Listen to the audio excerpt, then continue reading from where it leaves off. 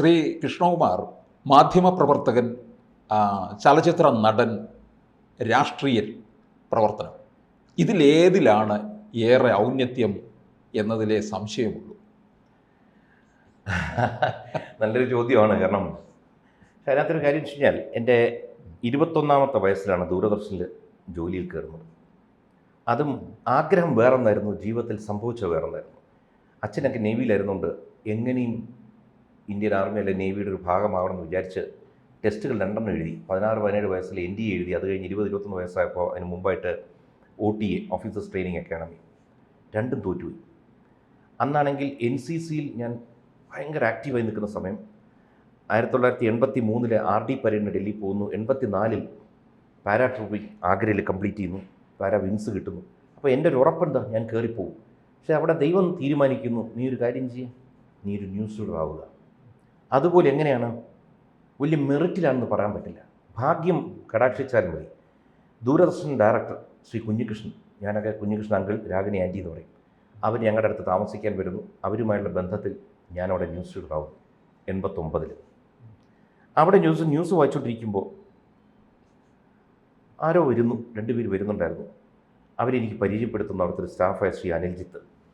അപ്പോൾ അവരുടെ പേര്, അതിലൊരു സംവിധായകനുണ്ട് തമിഴിലെ, മണി ശ്രീധർ, കൂടെ ഒരു നിർമ്മാതാവ് K. ബാലചന്ദർ, അദ്ദേഹത്തിൻ്റെ മകനായ ശ്രീ കൈലാഷ്. അവരാദ്യമായി ഒരു സീരിയൽ നിർമ്മിക്കുകയാണ്. തമിഴിലാണ് അവർക്കിത് കിട്ടിയെങ്കിൽ അവിടെ ദൂരദർശൻ സ്ലോട്ട് കിട്ടാത്തത് മലയാളത്തിലാക്കി. മാധവൻ സാർ, ഈ മാധവൻ സാർ എന്ന് പറഞ്ഞ കഥാപാത്രം നെടുമുടി വേണു. അതിനകത്തൊരു എപ്പിസോഡിൽ ഒരു ഹീറോയെ വേണം, സുദർശൻ എന്ന് പറഞ്ഞ ക്യാരക്ടർ. ഇവിടെ ഓരോരുത്തർ തപ്പി നടക്കുന്ന ചാൻസ്, ഇത് നമ്മളെ തേടി വരുന്നു. അപ്പം ഞാൻ പറഞ്ഞു, എനിക്ക് എന്നെ അഭിനയിക്കാൻ വലിയ താല്പര്യമുള്ള ആളല്ല, അല്ല എന്നാലും ഒന്ന് വരണം ഞങ്ങളുടെ കൂടെ. ഞങ്ങനെ ഹോട്ടൽ ജീത്തിൽ കൊണ്ടുപോകുന്നു, എന്തോന്നോ പറഞ്ഞിരുന്നു, ഞാൻ എന്തൊക്കെയോ അഭിനയിക്കുന്നു. അഭിനയിച്ച് കഴിയുമ്പോൾ സാർ സൂപ്പറായിരിക്കും സാർ, നല്ല നടിക്കറേ. ഞാൻ ഇതാണ് അഭിനയം. അങ്ങനെ ആദ്യമായിട്ട് അഭിനയിക്കുന്നു. അഭിനയിച്ചപ്പോൾ 500 രൂപയും തരുന്നു. ഞാൻ നോക്കി കൊള്ളാൻ, ഒരു ദിവസം അഭിനയിക്കുന്ന 500 രൂപയും കിട്ടുന്നു. അങ്ങനെ ഇതിനോട് പതിക്ക് ഒരു കമ്പം വരുന്നു. അങ്ങനെ ഇരിക്കും, ഒരു സിനിമയിൽ കയറുന്നു. അങ്ങനെ ഒരു സിനിമാ നടനായി പൊതുരംഗത്തോട്ട് വരുന്നു, ആൾക്കാരുമായിട്ട് ഇടപഴകുന്നു. അപ്പോൾ എൻ്റെ ഒരു നേച്ചർ എന്ന് വെച്ചാൽ ആളുകളുമായിട്ട് പെട്ടെന്ന് ഇടപഴകും. ഞാൻ എല്ലാവരും തോളിൽ കയറുന്നൊരു സ്വഭാവം, എൻ്റെ അച്ഛൻ ഇങ്ങനെയാണ്. അപ്പോൾ അതൊരു ട്രെയിനിങ് കിട്ടി ഇങ്ങനെ വന്ന് സിനിമയിലും ഈ പറഞ്ഞ പോലെ വലിയൊരു നടനൊന്നും ആവാൻ പറ്റില്ല, എന്നാൽ ആൾക്കാർ തിരിച്ചറിയുന്ന രീതിയിൽ ഒരു അഡ്രസ്സ് കിട്ടി. അത് കഴിഞ്ഞ് സീരിയൽ മേഖലയിൽ ഒരു മുന്നേറ്റം നടത്താൻ പറ്റി. കുറച്ച് കാലം സീരിയലിൽ പലപ്പോഴും പ്രധാന വേഷങ്ങൾ കൈകാര്യം ചെയ്യാൻ പറ്റിയുണ്ട്. ഹൗസ് ഹോൾഡ് പ്രോപ്പർട്ടി, കേരളത്തിലെ ജനങ്ങൾ, അതായത് വീട്ടുകാരുടെ അകത്ത് ഒരു കുടുംബാംഗത്തെ പോലെ ആവാനുള്ളൊരു ഭാഗ്യം കിട്ടി. അത് കഴിയുമ്പോഴാണ് ഈ രാഷ്ട്രീയം വരുന്നത്. അപ്പോൾ ഈ ചെറുപ്രായം തൊട്ടേ എൻ്റെ ചിന്തകൾ മുഴുവനും, അല്ലെങ്കിൽ എൻ്റെ പ്രവർത്തനം മുഴുവൻ ഈ ഐഡിയോളജിയുമായിട്ടാണ്, ഈ പ്രത്യയശാസ്ത്രവുമായിട്ടാണ്. കാരണം 82-83 കാലഘട്ടത്തിലാണ് ആദ്യമായിട്ടൊരു RSSൻ്റെ ശാഖയിൽ, പുളിമൂടുള്ള പുത്തൻചന്ത് ശാഖയുണ്ട്. അന്ന് അവിടുത്തെ പ്രധാനികളായ 4 സഹോദരങ്ങളുണ്ട്, മലയൻ സ്റ്റോർ സഹോദരങ്ങൾ എന്ന് പറയും. അതിൽ എൻ്റെ അച്ഛനുമായിട്ട് 2 പേര് കൂട്ടായിരുന്നു, ശ്രീ ശേഷാചലം, ശ്രീ രംഗനാഥ്. അവർ മൂലം അങ്ങനെ RSSൻ്റെ ശാഖയിൽ പോകുന്നു. കോളേജിൽ പോയാൽ ABVP.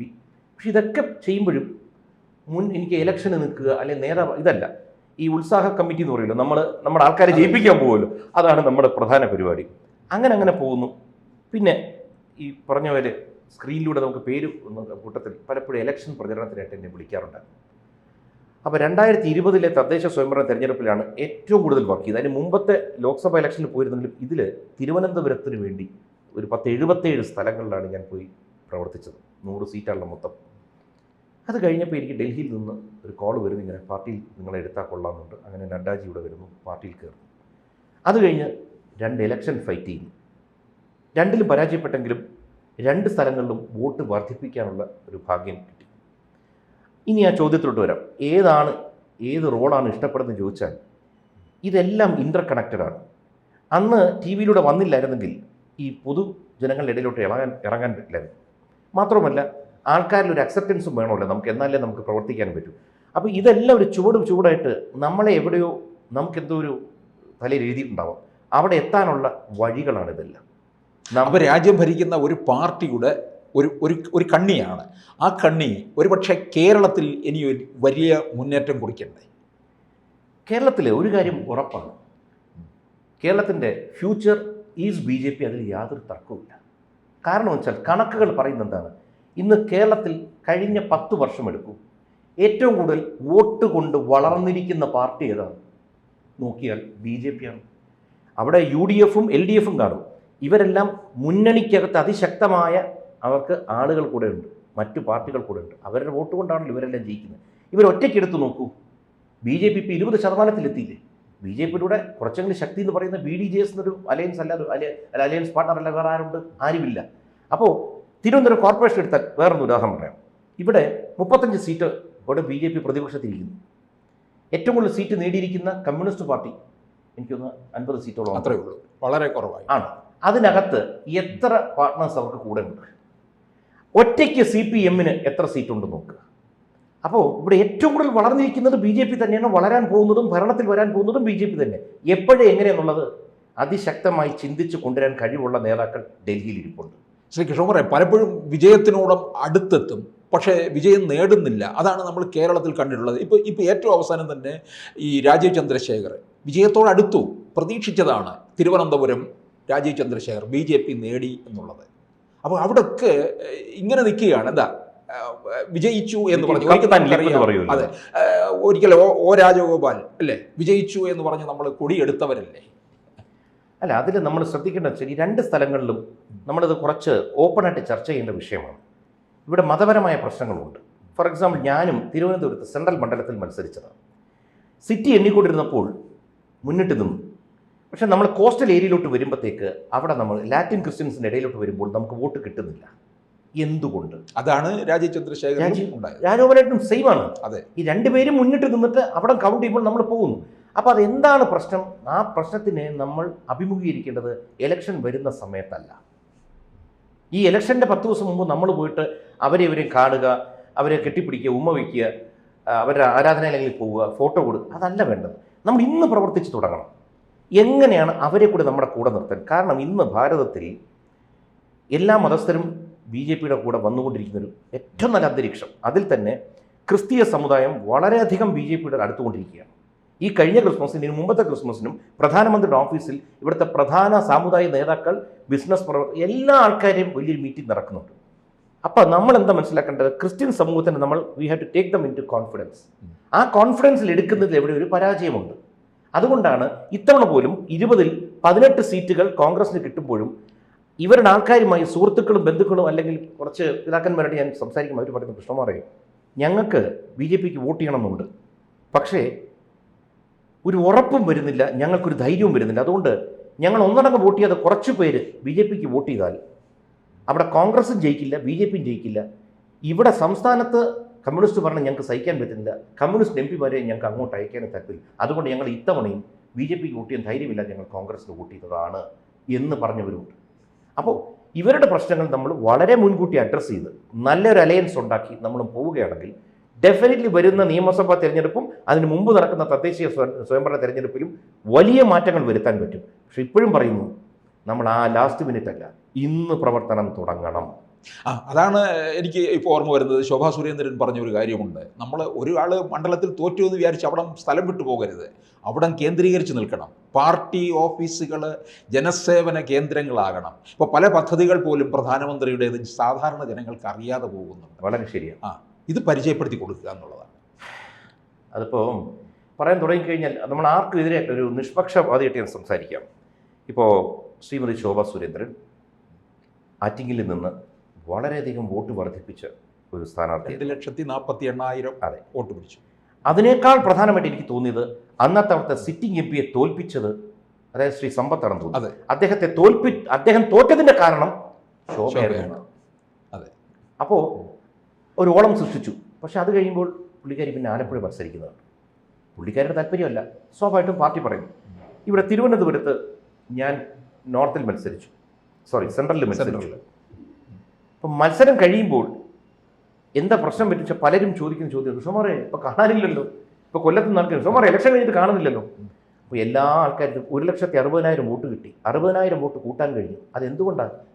ഒന്ന്, ശ്രീ നരേന്ദ്രമോദി എന്നുള്ളൊരു വ്യക്തിയുടെ വ്യക്തിപ്രഭാവം. 2, അവിടെ താഴെത്തട്ടിലെ RSS BJP പ്രവർത്തകരുടെ കഠിനാധ്വാനം. പിന്നെ ജനങ്ങൾക്ക് മാറി വോട്ട് ചെയ്യണമെന്ന് ആഗ്രഹിച്ചു. ഇതെല്ലാം വരുമ്പോഴും നമ്മൾ മനസ്സിലാക്കേണ്ടത്, ഈ കൊല്ലത്ത് ഇപ്പോൾ കൃഷ്ണകുമാർ തന്നു, ശരി, ഇനി കൃഷ്ണകുമാർ അവിടെ നിർത്തി നമുക്ക് വർക്ക് ചെയ്യിപ്പിക്കാം. എനിക്ക് അല്ലെങ്കിൽ വേറെ ആർക്കും ആയിക്കോട്ടെ, പാർട്ടിയിൽ നമുക്ക് ചുമതലകളില്ലെങ്കിൽ പാർട്ടിയിൽ പ്രവർത്തിക്കാൻ പറ്റില്ല. അങ്ങനെ ഒരു പോരായ്മയുണ്ട്. ഇപ്പോൾ എനിക്ക് രാവിലെ കാർ എടുത്ത് കൊല്ലത്ത് നിന്നിട്ട് നാട്ടുകാരെ പറയണം നമുക്ക് എന്ത് ചെയ്യാം എന്ന് ചെയ്യാൻ പറ്റില്ല. പാർട്ടിയിൽ ഉത്തരവാദിത്വം ഉണ്ടെങ്കിൽ കൃഷ്ണകുമാർ ഇന്ന കാര്യങ്ങളാണ് ചെയ്യേണ്ടത് എന്ന് പറഞ്ഞാൽ ചെയ്യാം. ഇല്ലാത്തടത്തോളം എന്ത് ചെയ്യാൻ പറ്റും? അപ്പോൾ കണ്ടിന്യൂവേഷൻ്റെ ഒരു പ്രശ്നമുണ്ട്. ഒരാൾ നല്ലൊരു പ്രകടനം കാഴ്ചവെച്ചിട്ടുണ്ടെങ്കിൽ അവിടെ തന്നെ നിർത്തി ആ പുള്ളിയെ കൊണ്ട് അവിടെ പ്രവർത്തിപ്പിക്കുക. അങ്ങനെ ഒരു ഉത്തരവാദിത്വം കൊടുക്കുമ്പോൾ പ്രവർത്തിക്കാൻ പറ്റും. അപ്പം നമുക്ക് ഉറപ്പുണ്ട്, ഇനി നമുക്കൊരു ലക്ഷ്യമുണ്ട്, ഇനി വരുന്ന ഇലക്ഷൻ എത്ര, അതിനുവേണ്ടി നമ്മൾ പ്രവർത്തിക്കണം. ഫോർ എക്സാമ്പിൾ, ഇപ്പോൾ നിയമസഭ 7 സീറ്റുകളാണ് ഒരു ലോക്സഭയ്ക്കകത്ത്.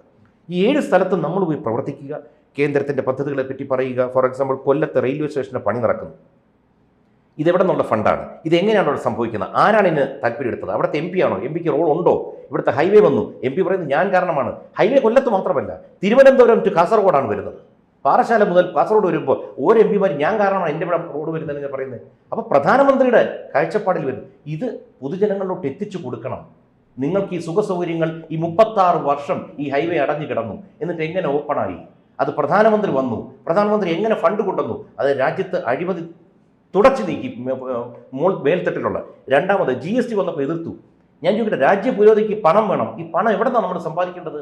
ജനങ്ങൾക്ക് നല്ലത് കൊടുത്തിട്ട് അവരുടെ സാലറിയിൽ നിന്ന് അവരുടെ വരുമാനത്തിൽ ഒരു ടാക്സ് എടുത്തിട്ട് ഈ ടാക്സ് അഴിമതിയിലൂടെ പോകാതെ തിരിച്ച് ജനങ്ങളിലോട്ട് എത്തണം. അങ്ങനെ പണം കണ്ടെത്തിയത് കൊണ്ടാണ് ഇന്ന് ഇന്ത്യ മുഴുവൻ ഇത്രയും ഇൻഫ്രാസ്ട്രക്ചർ ഡെവലപ്മെൻറ്റ് വരുന്നത്. വന്ദേ ഭാരത് എന്ന് ട്രെയിനുകൾ വരുന്നു, എത്ര മനോഹരമാണ് കാണാൻ. പണ്ട് വിദേശ രാജ്യത്ത് പോയി ട്രെയിനിൻ്റെ സൈഡിൽ നിന്ന് ഫോട്ടോ എടുക്കും, ഇന്ന് അവിടെ പോകണ്ട, ഇന്ത്യയിലുള്ള ട്രെയിനുകളുടെ മുമ്പിൽ നിന്ന് ഫോട്ടോ എടുക്കാൻ പറ്റുന്നു. ഇനി വരാൻ പോകുന്ന എയർപോർട്ടുകളുടെ എണ്ണം കഴിഞ്ഞ ദിവസം ബജറ്റിൽ പറഞ്ഞിരിക്കുന്നു.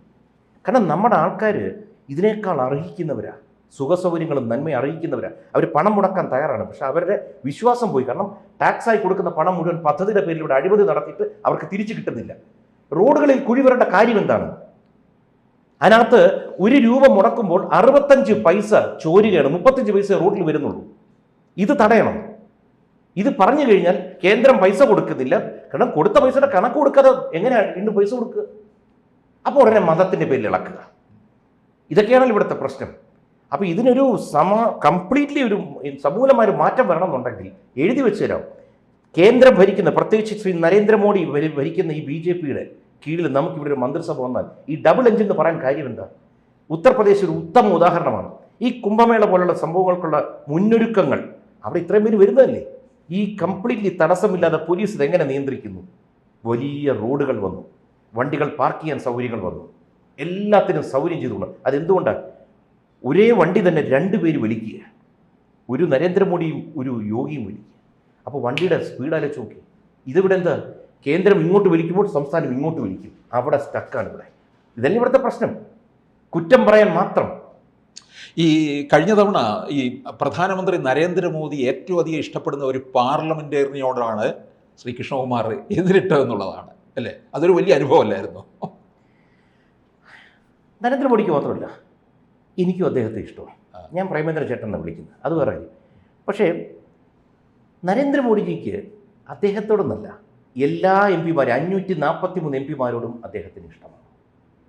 പ്രേമചന്ദ്രൻ പ്രസംഗിക്കാൻ എഴുന്നേറ്റാൽ മോദിജി അവിടെ പാർലമെൻറ്റിൽ തന്നെ ഉണ്ടാകും. പണ്ട് അത് നമ്മൾ പറയുന്നത്, പിന്നെ AKG പ്രസംഗിക്കാൻ എഴുന്നേറ്റാൽ ജവഹർലാൽ നെഹ്റു സഭയിൽ തന്നെ ഉണ്ടാകും. തീർച്ചയായിട്ടും. കാരണം കേരളത്തിൽ നിന്ന് പോകുന്നതിൽ ആകെ കുറച്ച് പ്രസംഗിക്കാൻ അവിടെ അറിയാവുന്നത് അദ്ദേഹം മാത്രം. അപ്പോൾ കേരളത്തിൽ നിന്ന് പറയുന്ന ആരെങ്കിലും എണീറ്റ് സംസാരിക്കുമ്പോൾ ഒന്നും കേൾക്കാനിരിക്കണ്ടേ? വേറെ ആരും എണീക്കാറില്ല. അങ്ങനെ ഒരു വസ്തുതയുണ്ട്. പിന്നെ വേറെ കാര്യം കൂടെ മനസ്സിലാക്കണം.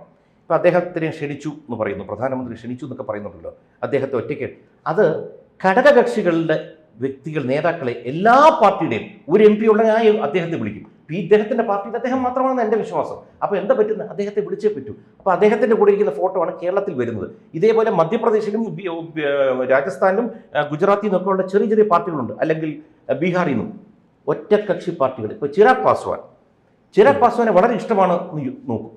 അതെന്തുകൊണ്ടാണ്? ആ പാർട്ടി BJPക്ക് വളരെയധികം NDAക്ക് പിന്തുണ കൊടുക്കുന്ന ഒരാളാണ്. അതുകൊണ്ട് ചിരാഗ് പാസ്വാനോട് മാത്രമാണ് ഇഷ്ടം തോന്നരുത്. അതേപോലെ തന്നെ പിന്നെ പ്രേമേന്ദ്ര ചേട്ടൻ, അദ്ദേഹത്തിൻ്റെ പെരുമാറ്റ രീതി വളരെ നല്ല പെരുമാറ്റ രീതിയാണ്. സ്വാഭാവികമായിട്ടും നമ്മൾ ഇഷ്ടപ്പെടാതിരിക്കാൻ കാര്യങ്ങളൊന്നുമില്ല. പക്ഷേ അതിനൊക്കെ പുറമെ ഒരു പാർലമെൻറ്റേറിയൻ്റെ പ്രധാന സംഭവം എന്ന് വെച്ചാൽ ആ നാടിൻ്റെ വികസനമാണ് നോക്കേണ്ടത്. കൊല്ലം കേരളത്തിലെ വർണ്ണത്തിൽ ഏറ്റവും ബാക്ക്വേർഡായിട്ട് നിൽക്കുന്ന ഒരു സംസ്ഥാനമായി മാറിപ്പോയി. കാരണം ഇത്രയും റിസോഴ്സസ് ഉള്ള ഒരു സ്റ്റേറ്റില്ല. ഭയങ്കര ഭംഗിയാണ്. കൊല്ലത്ത് ഇലക്ഷൻ വന്നപ്പോഴേ അറിയാൻ കഴിയുന്നത്. പുനലൂരിൻ്റെ അങ്ങോട്ട് ചെന്ന് കഴിഞ്ഞാൽ മുഴുവൻ മലമ്പ്രദേശങ്ങളാണ്. നടുക്കോട്ട് വന്നാൽ കായലുകൾ, ഒന്നാം തരം കായലുകളും റിസോർട്ടുകളും വന്ന് ഡെവലപ്പ് ചെയ്ത് വേറെ ലെവലാക്കാം. ഇപ്പുറത്തോട്ട് വന്നു കഴിഞ്ഞാൽ കടലാണ്. ഇത്ര സുന്ദരമായ ഒരു ഡിസ്ട്രിക്റ്റ് ഇല്ല. ഇതിനെ ഡെവലപ്പ് ചെയ്താൽ ടൂറിസം കൊണ്ടും എന്തിനാ കശുവണ്ടിയുടെ ഏറ്റവും വലിയൊരു മേഖലയായിരുന്നു. 700ഓളം കശുവണ്ടി ഫാക്ടറി ഉണ്ട്. ഇന്ന് 70 ഉള്ളൂ. എവിടെ പോയി? ദുരിതത്തിലാണ് ആ മേഖല. പുനലൂരോട്ടൊക്കെ ചെന്ന് കഴിഞ്ഞാൽ വളരെ വലിയ പ്രശ്നങ്ങൾ, വെള്ളമില്ലായ്മ, ഇതൊക്കെ മാറ്റിയിട്ട് സുന്ദരമായൊരു പ്രദേശമാക്കി മാറ്റാവുന്ന ഒരു സ്ഥലമാണ്. അപ്പോൾ തീർച്ചയായിട്ടും BJPക്ക് കേരളത്തിൽ അധികാരത്തിൽ വരാനുള്ള ഒരു സാധ്യത തെളിഞ്ഞിട്ടുണ്ടല്ലേ? കുറച്ച് നാളായിട്ട് സാധ്യത മാത്രമല്ല, എല്ലാവിധ കാലാവസ്ഥ ഏറ്റവും അനുകൂലം. എനിക്ക് ഇറങ്ങി പ്രവർത്തിക്കണം, ഇറങ്ങി ജനങ്ങളിലോട്ട് ഇറങ്ങി പറഞ്ഞ് മനസ്സിലാക്കി കൊടുക്കുക. പ്രത്യേകിച്ച് പുതിയ തലമുറയെ മനസ്സിലാക്കി കൊടുക്കുക, നിങ്ങളൊക്കെയാണ് ഇനി മുന്നോട്ട് ജീവിതം കിടക്കുന്നത്. അമിത്ഷാ പറഞ്ഞിരിക്കുന്നത് 2036 എനിക്ക് തോന്നുന്നു അതുവരെ പോകില്ല എന്ന് തോന്നുന്നല്ലേ? ഒന്നും ആവശ്യമില്ല, അതിൻ്റെ ഒന്നും ആവശ്യമില്ല. ഈ 2026 വളരെ ക്രൂഷ്യലാണ്. നമ്മൾ പലപ്പോഴും 5 സീറ്റ് 10 സീറ്റ്, ഞാൻ പറയുന്ന ഭരണത്തെക്കുറിച്ചല്ലാതെ വേറെ ഒന്നും ആലോചിക്കരുത്. ട്രോളുകൾ പോലെ ഇപ്പോൾ ഞാൻ ഇലക്ഷൻ എടുക്കുമ്പോൾ ഞാൻ എപ്പോഴും ജയിക്കാൻ വേണ്ടി മത്സരിക്കത്തുള്ളൂ. ജയിച്ചോ തോറ്റോ അത് പിന്നത്തെ കാര്യം. ജയിക്കാൻ വേണ്ടി മത്സരിക്കുക, ശുഭപ്രതീക്ഷയോടെ മുന്നോട്ട് പോവുക. നമുക്കൊരു ടാർഗറ്റ് വേണം, അതുണ്ടെങ്കിൽ നമ്മൾ എത്തേണ്ടടുത്ത് എത്തിക്കോളും. അപ്പോൾ ശ്രീ കൃഷ്ണകുമാർ ഇവിടെ തന്നെ ഉണ്ട്, ഒളിച്ചോടിയിട്ടില്ല. പലരും ചോദിക്കും. കാരണം നമുക്ക് ഒളിച്ചേടേണ്ട സാഹചര്യങ്ങളില്ല. കാരണം വെച്ച് കഴിഞ്ഞാൽ, ഒന്ന് 35 വർഷമായിട്ട് പൊതുരംഗത്ത് നിൽക്കുന്നു. പിന്നെ ഒരു അനുഗ്രഹീതമായൊരു കുടുംബം കൂടെ ഉണ്ട്. അവരും സ്ക്രീനിലൂടെ അറിയപ്പെടുന്നതാണ്. അപ്പോൾ ഇതൊക്കെ മാറ്റി വെച്ചിട്ട് എവിടെയെങ്കിലും ഒളിച്ചിരിക്കേണ്ട കാര്യമില്ല. ഈ പലരും പറയുന്നൊരു കാര്യമാണല്ലോ, തന്നെ പറയുകയുണ്ടായി. അവർ പറഞ്ഞതിൽ ന്യായമുണ്ട്. കാരണം വെച്ച് കഴിഞ്ഞാൽ, എന്തുകൊണ്ടാണ് അവർ പറയുന്നത് അതിൽ പോലും എനിക്ക് സന്തോഷമുണ്ട്. ഒരു പ്രതീക്ഷയും ഇല്ലാത്ത ആളെ പറ്റിയാണ് അവരത് സംസാരിക്കില്ല, അവരത് അന്വേഷിക്കുന്നുണ്ട് എന്നുള്ളതിൽ. അതാണ് ഏറ്റവും വലിയ സംഭവം. എനിക്ക് ചെയ്യണം എന്നുണ്ട്, എനിക്ക് അതിനുള്ള ഇന്ന് ഈ നിമിഷം, നമുക്ക് നാളെ അറിയില്ല, ഈ 56-ാമത്തെ വയസ്സിൽ മനസ്സുണ്ട്, ആരോഗ്യമുണ്ട്, എല്ലാം ഉണ്ട്. പക്ഷേ ചില കാര്യങ്ങൾക്ക് നമ്മൾ കാത്തിരിക്കേണ്ടി വരും. അതങ്ങനെയാണ്. ഞാൻ ഒന്നിനും വേണ്ടി ബഹളം വയ്ക്കാറില്ല. കാരണം ഈ പണ്ട് പറയും, ബട്ടർഫ്ലൈയെ പിടിക്കാൻ അങ്ങോട്ട് പോകണ്ട, അത് മിണ്ടാതിരുന്നാൽ അത് നമ്മുടെ ചുമലിൽ വരും. അതുകൊണ്ട് എനിക്കുള്ളത് എനിക്ക് തന്നെ വരും. വിജയാനന്ദനുള്ള വിജയാനന്ദനും. കാരണം നിങ്ങളുടെ സ്പേസിലും എൻ്റെ സ്പേസിലും അങ്ങോട്ടും ഇങ്ങോട്ട് ആർക്കും കയറാൻ പറ്റില്ല. നമ്മുടെ വിശ്വാസമാണ്. അപ്പം ഞാൻ എപ്പോഴും ആയുസ്സും ആരോഗ്യത്തെ പറ്റി നമുക്ക് ഉറപ്പില്ലെങ്കിൽ 10 കൊല്ലം കഴിയുമ്പോൾ ഞാൻ എവിടെ എത്തിയിരിക്കണം, എന്തൊക്കെ ചെയ്യാൻ പറ്റും എൻ്റെ രാജ്യത്തിന് വേണ്ടി, എൻ്റെ സംസ്ഥാനത്തിന് വേണ്ടി, ഇതിനൊരു ക്ലിയർ പിക്ചർ എൻ്റെ ഉണ്ട്. അതനുസരിച്ച് തന്നെ ഞാൻ വർക്ക് ചെയ്തുകൊണ്ടിരിക്കും. ചില സമയങ്ങളിൽ പ്ലാനുകൾ മാറ്റേണ്ടി വരും. പക്ഷേ ഒരു മിനിമം പ്ലാൻ കയ്യിലുണ്ടെങ്കിൽ നമുക്ക് എന്തെങ്കിലും ചെറിയ മാറ്റങ്ങൾ വന്നാലും അതനുസരിച്ച് അഡ്ജസ്റ്റ് ചെയ്യാൻ പറ്റും. അതുകൊണ്ട് എനിക്ക് വളരെ കൃത്യമായിട്ട് എന്ത് ചെയ്യണമെന്ന് ആഗ്രഹമുണ്ട് മനസ്സിൽ. അത് സംഭവിക്കുക തന്നെ ചെയ്യും. അപ്പോൾ ഇനി എന്തായാലും തെരഞ്ഞെടുപ്പിൻ്റെ കാലമാണ്, നമ്മൾ കണ്ടിരിക്കും. തീർച്ചയായിട്ടും അതിപ്പോൾ ഞാൻ മത്സരിക്കുമില്ലയോ, എല്ലാവിധ പിന്തുണയും എൻ്റെ പാർട്ടിക്കും നമ്മുടെ രാജ്യത്തിനും കൊടുക്കാൻ എപ്പോഴും കൂടെ ഉണ്ടായിരിക്കണം. നന്ദി, നമസ്കാരം. കൂടുതൽ വാർത്തകളും വിശേഷങ്ങളും നിങ്ങളിലേക്ക് എത്താൻ ABC മലയാളം സബ്സ്ക്രൈബ് ചെയ്യുക, ബെൽ ബട്ടണും അമർത്തുക.